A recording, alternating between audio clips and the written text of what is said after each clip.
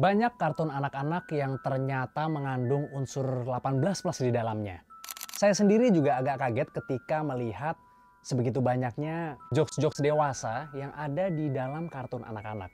Apakah ini merupakan cara para elit global untuk mengontrol masyarakat sejak dini? Dan bagaimana peran KPI yang sudah capek-capek menyensor kartun anak-anak?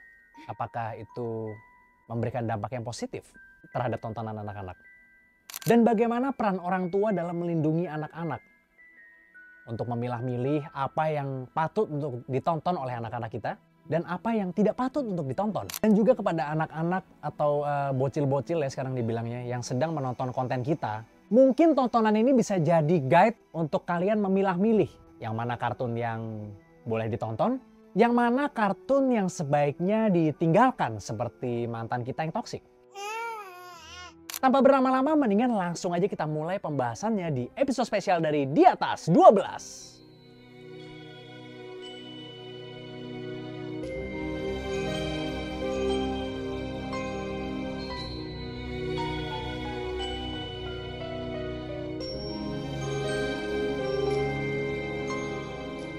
Pertama yang menurut gua agak ngeri nih Son, kan itu adalah kartun Betty Boop Son. Bingung ya, kartun Betty Boop ini buat emang tontonan buat dewasa atau anak-anak sebenarnya? Nah, gue sih kayaknya sih kartun-kartun dewasa itu baru ada ya baru-baru ini gitu. Maksud gue zaman dulu mungkin nggak begitu banyak kali ya kartun dewasa, tapi gue nggak tahu juga nih. Jadi mendingan langsung kita bahas aja ya. Ada salah satu scene di Betty Boop di mana Betty Boop itu baru abis perform gitu kan ceritanya. Dia habis perform, didatengin dia sama apa namanya kayak bosnya yang punya acara itulah ibaratnya. Dia kan kerja sama namanya performer kan ada bosnya lagi gitu kan yang bikin acara lah yang punya acara gitu kan. Pas dia selesai perform, dia lagi ke ruang make up-nya gitu.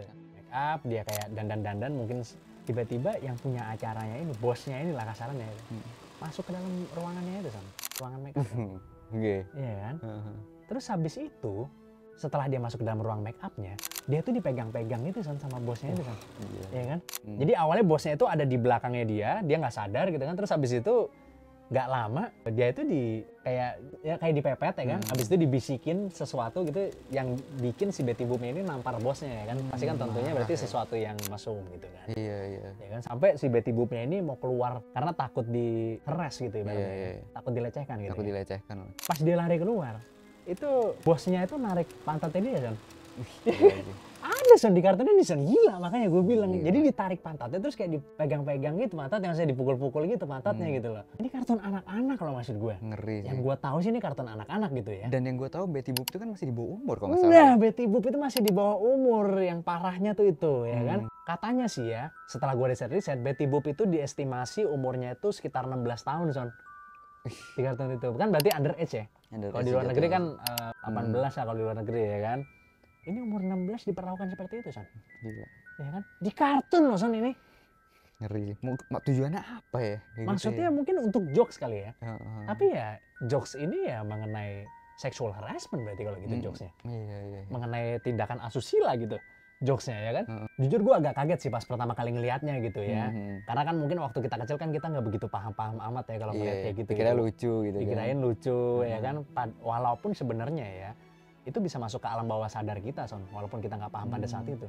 Jadi anggapannya kayak oh ternyata ngelakuin itu nggak apa-apa. Nggak apa-apa. Gitu. Wah, itu boleh ngelakuin itu ke wanita ya kan. Gila makanya gue bilang tuh. Dan ini kartunnya udah lama banget Son. Bahkan waktu masih hitam putih gambarnya gitu loh. Tapi ternyata udah kepikiran ya untuk melakukan itu gitu Son. Tapi mungkin dulu lebih sadis lagi karena kan nggak ada media, nggak ada apa yang bisa ngeliput. Nah kartun Betty Boop ini itu yang produksi Paramount Pictures Son namanya. Paramount Pictures ya. Nah gue ada nih yang produksi lain nih. Apa tuh? Nah, ini dari Disney kali ini. Oke, di sini banyak tuh. Banyak. Kali ini scene dari Pinocchio. Oke. Nah, jadi pada saat itu ada sebuah karakter. Dia ini menyerupai rubah lah atau serigala yang pada saat itu sedang meeting dengan kliennya. Oke. Dia nanya kan ke kliennya kan, ini siapa nih yang mau gue bunuh nih? Karena dia itu membunuh bayaran ceritanya. Oh, berarti membunuh bayaran. Tapi ternyata bosnya ini bilang, oh enggak, gue nggak mau bunuh siapa-siapa. Tapi gue pengen menculik anak-anak kecil. Collecting stupid little boys. Stupid little boys. Oh. Anak cowok kecil. Iya. Yang masih kecil dan pengen dibawa ke sebuah pulau namanya Pleasure Island. And I takes him to Pleasure Island. Pleasure. Gila, gue langsung kepikiran yang Epstein Island itu tuh. Oh Yang iya, inspirasinya bener kan bener nyambung bener ke bener situ bener kan. bener bener. Gila. Dan makanya. pleasure itu artinya kan apa sih, kepuasan ya atau kesenangan? Ya? Kepuasan. Kepuasan lah. pleasure artinya ya. Pleasure Island. Jadi sampai yang pembunuh bayar ini sampai kaget gitu. Anggapannya seorang pembunuh bayar aja bisa kaget ngedengerin request dari kliennya itu. Iya, bahwa dia hanya ingin menculik aja dan dibawa ke tempat yang namanya adalah Pulau Kepuasan gitu ya. Pola kepuasan. Ya, jadi si pembunuh bayarnya sampai kaget. Lah, bukannya itu melanggar hukum katanya. Pleasure Island. Pleasure Island? But the law. Suppose they... No. Dan bosnya ini bilang, masalah hukum tadi ya nggak masalah karena mereka nggak bakal balik lagi. Nggak bakal keluar dari pulau itu. No. There is no. It's... They never come back.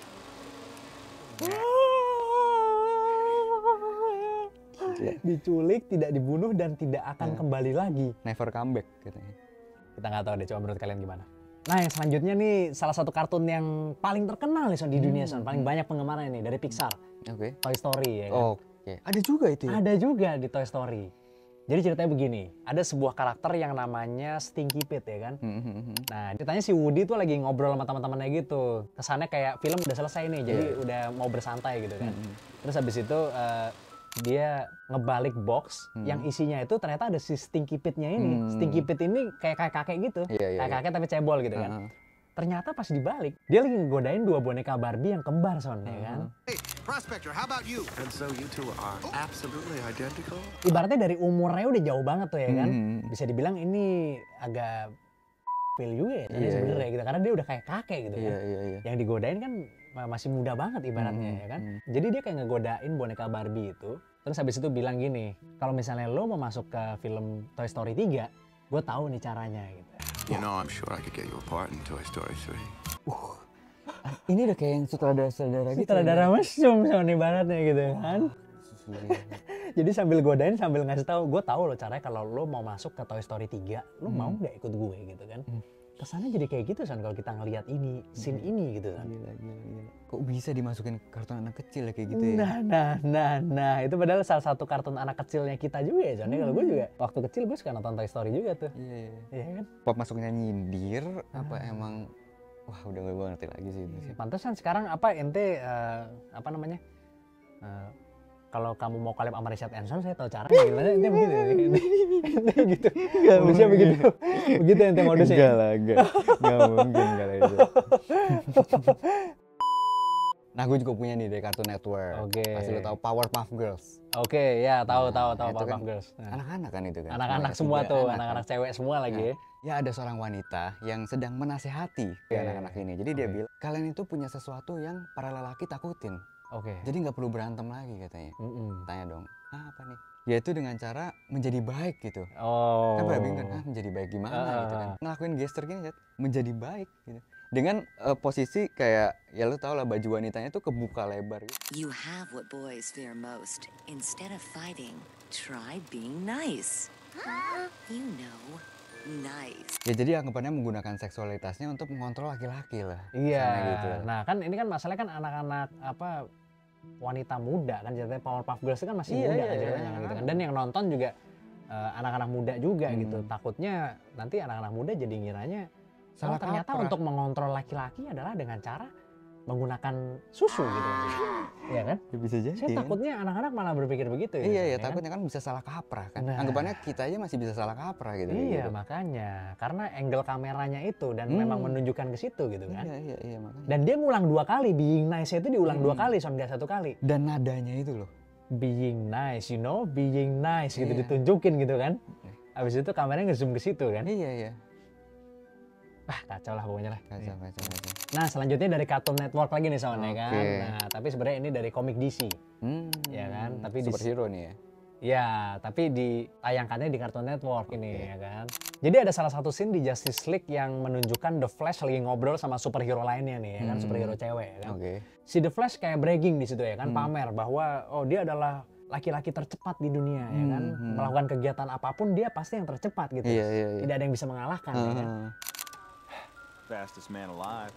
Terus habis itu tiba-tiba superhero ceweknya ngomong ya kan. Oh pantesan aja lo nggak punya pacar katanya San. Ya kan? Terus habis itu si The Flash awalnya kayak nggak nyadar, terus habis itu kayak, hey, Might explain why you can't get a date. Yeah. Hey, what's that supposed to mean? gitu kayak marah gitu. Selalu ngarahnya ke situ ya. Itu kira-kira ngapain Son? Kira-kira Son, maksudnya tercepat apa tuh Son tuh sampai nggak bisa dapat pacar Son? Kalau menurut ente ini ya kan, ya kan? Mungkin pacarnya terlalu cepat lah maksudnya. Oh, terlalu cepat ingin menikah mungkin maksudnya gitu ya, terlalu cepat serius. Terlalu cepat serius, kaget gitu kan. Mungkin itu maksudnya kali Mungkin, ya. iya, Nah, tapi ya intinya ini sebenarnya pasti mengarah ke hal-hal yang berbau seksual ya Son. Udah pasti sih. Dan itu anak-anak kayaknya nggak bakal nyampe di pikirannya maksud jokes dari Nggak bakal. video ini nggak bakal nyampe sih gue bilang sih. Maksudnya gitu loh. Tapi sekali lagi sesuatu yang tidak nyampe, tidak tertanam di subliminal message, Iya benar. tidak tertanam di alam bawah sadar kita gitu loh. Pasti ketanam sih. Makanya gue agak kaget juga gitu pas nonton, lah kok jokesnya begini ya gitu, kok jorok jokesnya gitu. Iya. Padahal kan kayaknya kartun agak anak-anak deh kayaknya deh. Just- Nah yang terakhir dari Nickelodeon nih. Jadi ini diambil dari scene Jimmy Neutron. Oke. Nah, jadi ada bapaknya Jimmy Neutron nih ceritanya nih. Dia ngomong kalau pada saat dia umur 7 tahun, dia pernah duduk di atas pisang. Dan itu mengubah hidupnya dia. Pasti anggapannya semua orang dewasa tahu lah itu ngarahnya kemana lah. Once when I was 7 years old, I sat on a banana. And of course, that changed my life. Iya karena lu mau ngeles apa gitu, duduk di atas pisang terus merubah hidup apa gitu. Kan itu kan terkenal kan, maksudnya cerita-cerita yang diiniin sama omnya dan segala macam kan. Kan ngarahnya pasti ke situ. Harusnya sih situ ya. Harusnya Kalau enggak ngelesnya apa ya, duduk di atas pisang Di umur 7 pas umur 7 tahun terus merubah hidupnya gitu. Iya. Kira-kira perubahan hidup apa yang bisa didapat dari duduk di atas pisang Son, pertanyaannya Son? Kalau jijik juga biasa aja karena Biasa aja. buah kan. Nggak berubah hidupnya. Nggak berubah Ya kan, juga. cuman celana kotor doang palingan Iya. gitu kan. Terus maksudnya apa gitu kan? Makanya. Gila sih itu. Gila-gila. Gila. Lo kalau misalnya lo punya anak gitu, lo bolehin gak kira-kira nonton kartun-kartun tadi? Wah nggak boleh sih. Tapi kadang-kadang nggak tahu kan. Tiba-tiba jebret keluar aja sih kayak gitu kan. Iya sih emang sih. Tapi seandainya misalnya lo lihat, kok sini kayaknya agak jokes-jokes dewasa nih bau-baunya gitu. Lo bolehin nggak? Nggak boleh sih gue. Nggak boleh. Gue juga kayaknya nggak boleh sih. Walaupun ada yang beralasan, katanya sebenarnya scene-scene yang kayak gitu untuk menghibur orang tua yang nemenin anaknya nonton, Chat. Iya, tapi tetap aja lah ya kan. Soalnya kan walaupun anak nggak ngerti gitu kan. Tapi itu kan bisa nempel di alam bawah sadarnya dia gitu soalnya kan. Sedangkan anak kecil itu kan ibaratnya otaknya lagi developing. Lebih cepat untuk belajar hal baru, lebih cepat untuk mengingat gitu kan. Ya kayak spons lah. Kayak kan. gelas kosong lah ibaratnya Iya, gitu kan. iya. Kalau kita kan gelas udah luber-luber nih ya kan. Jadi kok dituangin ada yang luber gitu. Ya kan. Yang penting-penting lagi yang luber. Nah, seperti skrip video ini. Oke deh kalau gitu sekian dulu video hari ini. Terima kasih banyak buat kalian yang udah nonton. Mudah-mudahan kalian bisa mengambil manfaat atau setidaknya inspirasi atau setidaknya untuk berjaga-jaga ya.